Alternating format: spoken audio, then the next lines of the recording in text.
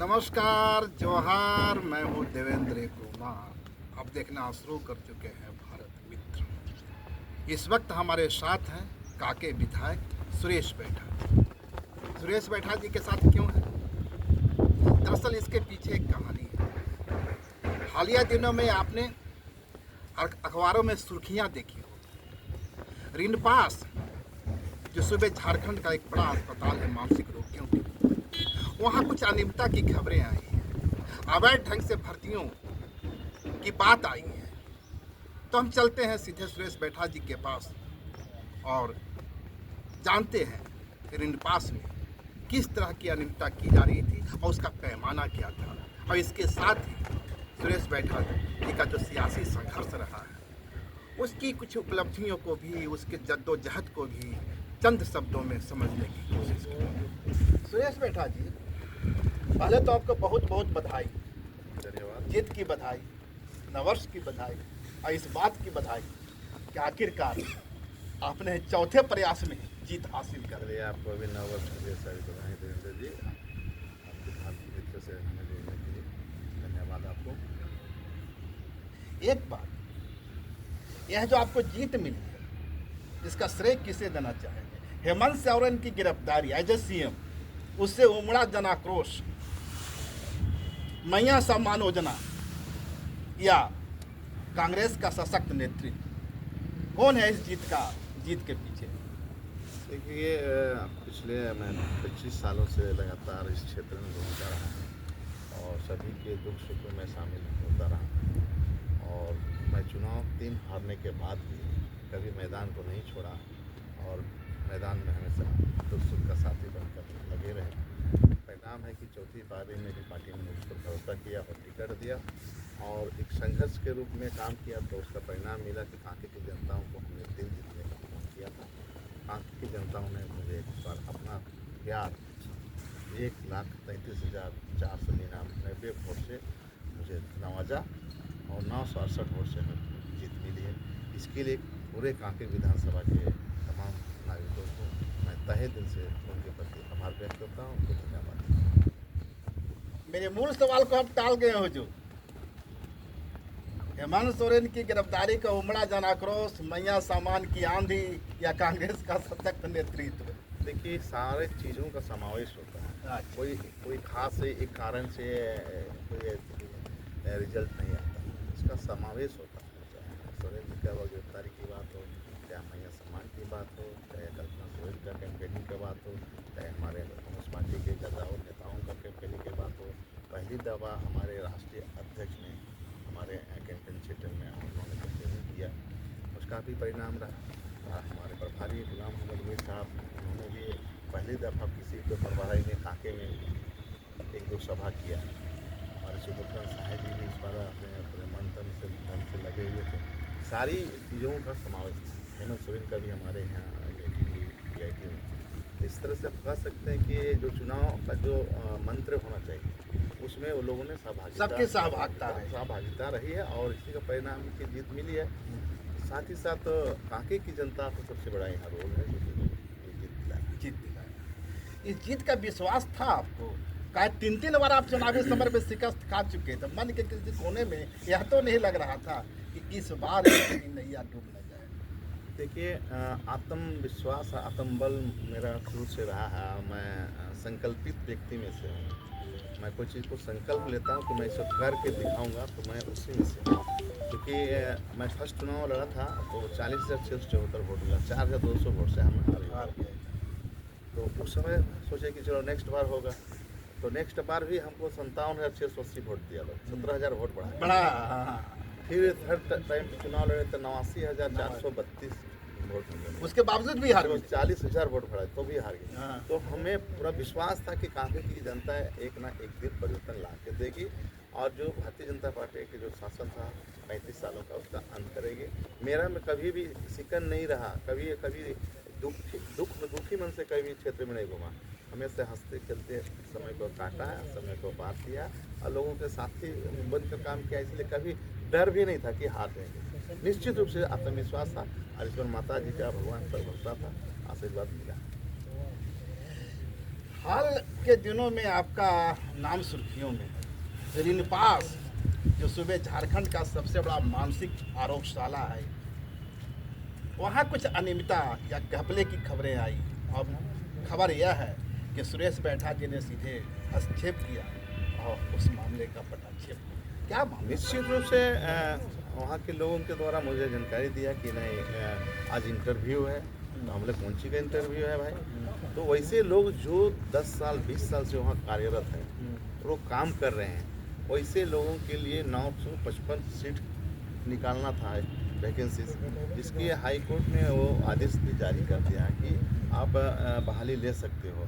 तो हमारे लोगों को ही उसमें छाट दिया गया। अच्छा। और अन्य बाइक डोर से जो है उसमें इंटरव्यू के लिए दूसरे दिन 9 बजे रात में वो अनाउंसमेंट करते हैं कि 955 सीटों का इंटरव्यू लिए जाएगी और दूसरे दिन 11 बजे है ना दूसरे तल्ले पे होगा।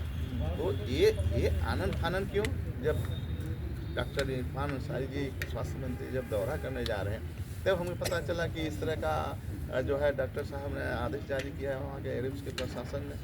तो मुझे जानकारी हो तो मंत्री साहब को मैं तुरंत कहा कि इस तरह का हो रहा है। तो मंत्री जी ने मेरी बात को अर्जू को सुना, बोला कि नहीं, इसको तुरंत इसको रोक दिया जाए। तो अभी स्टे है, देखते हैं उसमें सारे लोग को देखा जाएगा। उसमें टेक्निकल है, बहुत सारे पोस्ट हैं और 144 पोस्ट जो है तकनीकी रूप से उसका भी बहाल करना है। तो बहाली मतलब नियम संगत हो और जो लोग वहाँ पिछले 15-20 साल से काम कर रहे हैं उसी को समायोजित किया माहौल, उसी को समाहित करें और उसको पहली प्राथमिकता में रखें। खबर यह है कि जिन लोगों को बहाली की प्रक्रिया की जा रही थी उसमें मैक्सिमम चेहरे बाहरी थे। निश्चित रूप से हमारा पहला हक बनता है कि झारखंड अगर अलग हुआ है बिहार से तो क्यों? तो बिहार से जब झारखंड अलग हुआ तो यहाँ के लोगों को पहली प्राथमिकता मिलनी चाहिए। 3rd ग्रेड 4th ग्रेड में, 3rd ग्रेड 4th ग्रेड में भी हमारे लोग को नहीं मिलेगा स्थान, तो फिर झारखंड बनने का कोई मतलब नहीं रहेगा। इसलिए हमने प्राथमिकता के तौर पर कहा कि यहाँ के लोगों को पहले समायोजित करिए, यहाँ के लोगों को पहले प्राथमिकता के आधार पर रखिए, उनकी योग्यता के अनुसार ही रखिए। अगर वो ट्रेनिंग लिया हो, उसका एक्सपीरियंस है और भी एक्सपीरियंस, उसका काम करने का एक्सपीरियंस आपने डायरेक्टर साहब ने दिया है और वैसे लोगों को आप छांट दीजिएगा तो दुर्भाग्य है। इसीलिए हमने अप्रोच किया है और जब तक पारदर्शिता नहीं होगी, ट्रांसपेरेंसी नहीं रहेगी, तब तक हम लोग जो है इसका आंदोलन जारी रखेंगे। एक खबर यह भी है कि जो प्लेसमेंट एजेंसी है जिनके जरिए बहाली की जाती थी, नियुक्ति की जाती थी, 20 वर्षों से एक ही एजेंसी काम कर रही है। उस सारे एजेंसियों को मैं विधानसभा में उठाऊंगा और आउटसोर्सिंग सिस्टम खत्म होना चाहिए। नहीं, ये तो हेमंत सरकार की जो पिछली सरकार थी उसका घोषणा पत्र का हिस्सा था। जो भी आउटसोर्सिंग सिस्टम नहीं होगा, चाहे रिनपास हो, CIP हो, चाहे बिरसा एग्रीकल्चर हो, चाहे लो यूनिवर्सिटी हो, चाहे आपका BIT मेसरा हो, चाहे रिम्स हो, चाहे सेंट्रल यूनिवर्सिटी हो, बड़ी बात कह रहे हैं। ये निश्चित रूप से एकदम इसका हम घोर विरोधी है। हमारे लोगों का शोषण होता है उसमें। जिसको तनख्वाह रिनपास दे रही है 22,000 रुपया और उस गार्ड को और नर्स को आप दे रहे हैं 11,000 रुपया। 11,000 रुपया, ये हर जगह ये इस तरह है। तो बीच का पैसा कहाँ जा रहा है? बीच का पैसा कहीं ना कहीं तो गड़बड़ है यहाँ पर। तो क्या माने कि सुरेश बैठा जी की आवाज़ को CM हेमंत और स्वास्थ्य मंत्री इरफान अंसारी सुनेंगे? विधानसभा में उठाएंगे इस बात को। आउटसोर्सिंग सिस्टम खत्म।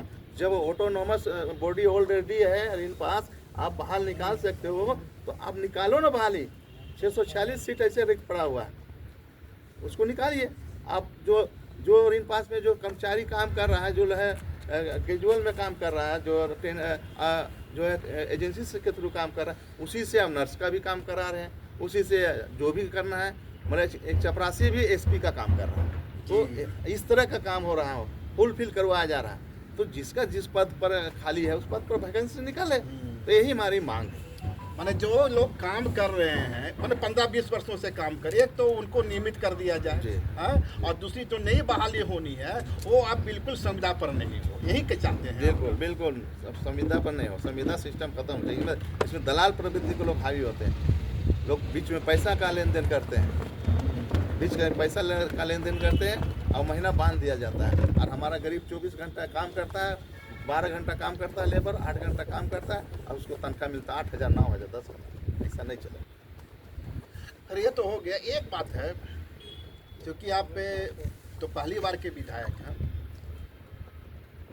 कांके विधानसभा में चूंकि शहर का हिस्सा है, बावजूद सड़कें की स्थिति कई स्थानों पर खस्ता हाल है। मैं बता सकता हूँ आपको, मोराबादी से अंदर हिलिए जो देवी मंडप है या फिर पटना खटाल के आसपास का जो सारा क्षेत्र है, आप एक बार वहाँ दौरा कीजिए, देखिए कि वहाँ की क्या स्थिति और किस तरह लोग वहाँ रह रहे हैं। निश्चित रूप से नलियाँ बजा रहे हैं। निश्चित रूप से रोड को हम जब घूम रहे थे ना आभार यात्रा में, तो देखा है इस रोड को, और मेरे क्षेत्र का बात है तो अभी हम इस एप्लीकेशन लगा रहे हैं।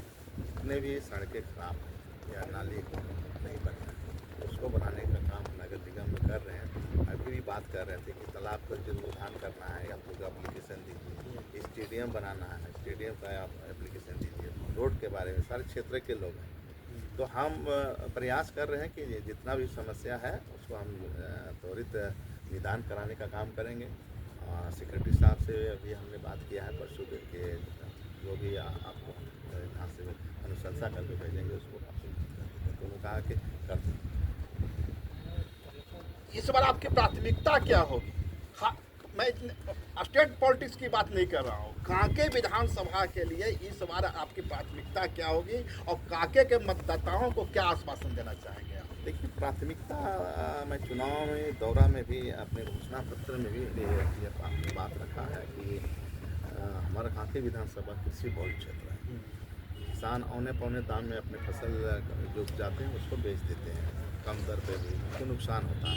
इसलिए कोई बड़ा कोल्ड स्टोरेज बनाने का हमने प्रस्ताव रखा है। शिल्पी जी से भी हमारी बात हुई, कृषि मंत्री से, तो उन्होंने कहा आप एप्लीकेशन भेजा दीजिए तो कोल्ड स्टोरेज बनाएंगे। उसके अलावा हमारे बच्चों का जो काफ़ी पढ़ाई लिखाई में उसका आना जाना काफ़ी दिक्कत होता है, मुख्य खिलाड़ी से ट्रांसपोर्टिंग खर्च ज़्यादा बढ़ता है। 40 से 45 किलोमीटर का आना जाना पड़ता है, लोग आते आते थक जाते हैं। तो हमने सोचा है कि उसके लिए वहाँ एक डिग्री कॉलेज का हम आधारशिला रखेंगे खिलाड़ी में यहाँ नहीं बुढ़मू और वहाँ का भी +2 करने का बात चल रहा है। जैसे मक्का स्कूल में +2 करने का बात चल रहा है। तो हमारा जो ऑलरेडी ज़मीन है वहाँ पे, तो उसी ज़मीन पे हम डेवलप करने का काम कर रहे हैं। परसों दिन हमने भीम सिंह मुंडा से भी बात की, नीले कॉलेज के जो डायरेक्टर हैं, तो उसका बिल्डिंग पुराना बिल्डिंग पड़ा हुआ है। इसे हमने कहा कि आप एक बिल्डिंग हमको दे दो, हम तुरंत यहाँ डिग्री कॉलेज का स्थापना करेंगे और इसको हम अपने विधायक मत से जो भी इसको रंग को चढ़ा करना है, मेंटेनेंस खर्च जो है हम कराएंगे। तो उन्होंने कहा ठीक बोले दादा, हम कोशिश करते हैं। तो बातचीत चल ही रहा है, मेरा पूरा प्रयास है किस तरह करेंगे। खिलाड़ी में स्वास्थ्य के बारे में भी उन्होंने देखा, अल्ट्रासाउंड मशीन लगा हुआ है, मतलब 4 साल पहले भेजा हुआ है, बुढ़मू में भी और खिलाड़ी में भी। लेकिन वहाँ क्या है कि तकनीकी पदाधिकारी वहाँ नियुक्त नहीं किया गया है। तो रिम्स डायरेक्टर से हमने बात किया है सदर से कि आप उसको दो जगह रिपोर्ट कर दीजिए ताकि अल्ट्रासाउंड कराने में सुविधा हो। कोई हेल्थ है स्ट्रक्चर का भी काम हो रहा है, हेल्थ सेंटर भी कहीं बनाने की सोच रहे हैं? देखिए, जितने भी स्वास्थ्य उपकेंद्र हैं जहाँ डॉक्टर नहीं बैठते हैं वहाँ डॉक्टरों को बैठाने काम करें। ऑलरेडी स्वास्थ्य क्षेत्र में बहुत सारे स्वास्थ्य उपकेंद्र बना है, फंडिंग के नाम पर बहुत जगह बिल्डिंग बना हुआ, बिल्डिंग बन जाती है, ठेकेदार कमा लेता है, लेकिन वहाँ बैठने वाला डॉक्टर जो होना चाहिए, नर्स होना चाहिए, वो नहीं हो रहा है। इसके बारे में इरफान जी से हमारी बातचीत चल रही है। निश्चित रूप से डॉक्टरों को हर प्रखंड मुख्यालयों में भेजने काम करेंगे और उप केंद्रों में। इस बार जब मंत्रिमंडल का गठन हो रहा था तो एक नाम आपका भी आ रहा था, कहाँ चुके हैं? हम चूके नहीं हैं, पार्टी पर भरोसा है, हम पार्टी के पर लॉयल हैं। और परमंडल वाइज का मामला जब आया तो उसमें राधा किशन किशोर का नाम फिट हो गया है। और कोई ऐसा नहीं है कि बहुत कोई मार खान है इसलिए उसको बना दिया, ऐसा भी नहीं। प्रभारी जी के साथ कहना है कि बाप बहुत टैलेंट है इसलिए बना दिया, ऐसा बना दिया, लेकिन इक्वेशन ऐसा बैठा जिसके वजह से बना गया। अब नेहा जिनकी जो कृषि मंत्री बनी है, तो परमंडल दक्षिणी आ रहा था, पर दक्षिणी में राजेश कच्छप भी था, हम भी थे, विक्सल भी था, भूषण भी था, कई लोग थे। तो 8 विधायकों में से एक उपमंत्री चयन करना था। तो महिला होने के नाते हम लोग भी एक्सेप्ट कर लिए, चलो भाई मिला है, पहली बार इसको मिला है, तो आने वाला देखते हैं, समय मौका मिलेगा तो हम लोग निश्चित तौर पार्टी के प्रति काम करते रहेंगे आगे। नहीं, यह सवाल इसलिए उठ रहा था कि रांची विधानसभा, रांची जो जिला है ना, कई एक वर्षों से यहाँ किसी को मंत्री पद मिल नहीं रहा है। देखिए, ऊपर वाला पर भरोसा रखिए, आगे सब ठीक हो जाएगा। अच्छा, एक चीज बताइए, जीत तो मिल गई, आप तो खैर सवाल को टाल गए, मैया सम्मान योजना, इस जीत के पीछे एक बड़ी बात कही जाती है, तो ये मैयाओं को निराशा क्यों है? अब तक तो खाते में पैसा ही नहीं आया। ये तो आप देवेंद्र जी, आपको पूरा जानकारी शायद नहीं होगा। पैसा बहुत लोग को मिल गया है इस बार का, और नेक्स्ट 5 तारीख को जो होने वाला है उसमें बाकी लोग को पैसा जाएगा। 25-25 सौ रुपये हमने कहा था हेमंत सोरेन देंगे, कैबिनेट से पास हो गया। आपका तो निशाना साध रही है ना। अब क्या पूछिए ना, कहाँ गया गोगो दीदी? अच्छा। गोगो दीदी फॉर्म भरवा रहा था सब जगह जाके, आज भरवावे ना। हेमंत विश्वास कहाँ चल गए? असम। राजनाथ सिंह क्या नहीं आया, अमित शाह जी, नरेंद्र मोदी, जेपी पटेल, क्या क्या नहीं है वो सब सारे लोग, जेपी नड्डा, सारे कैबिनेट लग गया था विधानसभा में, सिर्फ और सिर्फ हेमंत सोरेन को एक हेमंत सब पर भारी पड़ गया। उसको हटाने के लिए, लेकिन हेमंत जी सब पर भारी पड़ गया, महागठबंधन भारी पड़ गया। अच्छा, एक बात आ रही है कि मैया सम्मान योजना की राशि तो आपने दे दी, ठीक है, आपका दावा ये दुरुस्त है, जा रहा है पैसा, कुछ कारण था, पूर्व सीएम में पीएम की मौत थी, उसके कारण चला, ये बात सही है आपका। लेकिन खबर यह भी है कि विभिन्न विभागों में राशि की कटौती की जा रही है, राशि का सरेंडर किया जा रहा है, और सरेंडर की हुई राशि से मैया सम्मान योजना के पैसे की व्यवस्था की जा रही है। गाड़ी कब तक खींचेंगे आप? सारा चीज जो सारे विभागों का जो है पैसा का आवंटन हो गया, आपने देखा होगा कि कितना 11,976 40 लाख करोड़ रुपया जो है स्वीकृत हो गया है, और हर विभाग में भेजा जा रहा है। कृषि विभाग का पैसा नहीं कटेगा। मैया योजना का भी प्राकलन राशि हो गया है 5,500 करोड़ रुपया, उसके लिए बजट बनाया गया है। भाजपा के लोग दबेश्वर कहते हैं कि ये लोग तो मैया सम्मान योजना इसलिए लाए थे कि इनको आशा था कि केंद्र 1,36,000 करोड़ बकाया है वो दे देगी, तो ये लोग तो घोषणा तो कर दी है, अब गाड़ी इनकी कैसे चलेगी? केंद्र तो पैसा देने नहीं जा रही। नहीं देगी तो हम लोग बोला है ना कि चक्का जाम कर देंगे, यहाँ से माइंस नहीं भी जाने देंगे, यहीं से जाके ना हम 1,36,000 करोड़ जो हमारा बाकी है वो देना पड़ेगा। इस संघीय ढांचा में राज्य का हिस्सा है, यहाँ की गरीब जनता का है, यहाँ के गरीब लोगों का पैसा है, इस पैसा को उनको देना पड़ेगा। और नहीं देगा तो यहाँ लोहा है, अमरक है, कोयला है, तमाम तरह का मिनरल्स है, सारे चीज़ों को हम बंद करेंगे। एक बात बताइए, आप अनुसूचित जाति से आते हैं, और अनुसूचित जाति के एक बड़ा तबका जो है बाबा साहब को अपना नायक मानता है। अमित शाह जी, केंद्रीय गृह मंत्री अमित शाह ने संसद में जिस भाषा का इस्तेमाल किया, उसे सुनते हुए कोई ताज्जुब हुआ था क्या आपको? निश्चित रूप से बहुत दुर्भाग्य है कि ऐसे संसदीय इतिहास में एक गृह मंत्री जी के मुंह से निकलना अमितर, ये उनका अवहेलना किया गया है। ऐसे महापुरुष जो पूरे हिंदुस्तान ही नहीं पूरा विश्व लोहा मानता था उनके, और ऐसे संविधान नहीं बनाया गया एक दिन में नहीं, उसके लिए बहुत मेहनत किया गया, 2 साल 11 महीना 18 दिन लगा, और उसमें कई विद्वानों का समावेश है, कई देशों का विचारधारा को लिया गया, तब उस संविधान बना है। और आज पूरे विश्व में हमारा संविधान सर्वोपरि है। इस संविधान के का बदौलत ही आज प्रधानमंत्री नरेंद्र मोदी जी प्रधानमंत्री कुर्सी पर बैठे हुए, अमित शाह जी, सारा कैबिनेट संविधान पर आधारित है। इसलिए दुर्भाग्य है, नहीं बोलना चाहिए अम्बेडकर, उनको प्रणाम करना चाहिए नतमस्तक होकर। देखे हम कैसे जब मोदी जी फर्स्ट टाइम 14 में गए थे तो माथा टेक के तो प्रवेश द्वार को घुसे थे संसद में। तो अगर ऐसा बोले हैं तो हम लोग निश्चित रूप से हम लोग आंदोलन भी कर रहे हैं, और आंदोलन जारी भी है कि जब तक वो माफ़ी नहीं मांगे तब तक संघर्ष जारी है। एक लास्ट सवाल आपसे, पीएम मोदी के हूबहू उन्हीं के नक्शे कदम पर चलते हुए टाइगर जयराम भी विधानसभा में पहुंचे हुए, लेकिन बाद में कहें कि 4 बच्चे पैदा कर, 2 बच्चा क्रांतिकारी आंदोलनकारी और 2 बच्चा नौकरी, इस बयान को कैसे देखते हैं? देखिए, सबकी अपनी अपनी टिप्पणी करने के जो है स्वतंत्रता है। लोकतंत्र में और नहीं, आपको क्या लगता है कि 4 बच्चा पैदा करने से नहीं, दलित पिछड़ों का कल्याण हो जाएगा? देखिए इस तरह का जिसने भी अपना बात रखे है वो अपना व्यक्तिगत रखे है। लोकतंत्र में सब स्वतंत्र है बोलने का, ठीक ना। और जहाँ तक मोदी जी और जयराम जी का आप तुलना कर रहे हैं, तो हर कोई मंदिर में जाता है तो माथा टेकता है। तो लोकतंत्र में हम लोग उसको मंदिर मान के ही हमने भी माथा टेका था, आपने देखा होगा। तो उसको हम अपना मंदिर मान के माथा टेके हैं, उसी तरह उसको भी माथा टेक के गए होंगे कि यहाँ जो भी विचार में लाया जाएगा, जो शब्द, उसका हम बहु संवैधानिक पद पर है तो उसको हम पालन करें। इसी हिसाब से लोग अब माथा टेकता है। और 4 बच्चा कौन क्या पैदा करता है नहीं करता, तो अपना अपना विचार है, उसको हम नहीं कुछ कर सकते। तो ये थे हमारे साथ कांके विधायक सुरेश बैठा जी, जिनका साफ मानना है और बड़ा स्टेटमेंट है कि अब झारखंड में संविदा के आधार पर युवाओं को नौकरी नहीं दी जाएगी। सरकार सीधी नियुक्ति का रास्ता अपनाएगी। निश्चित रूप से यदि सुरेश बैठा जी का यह प्रयास सफल होता है तो झारखंड के युवाओं के लिए एक बहुत बड़ा तोहफा होगा। नमस्कार, जोहार।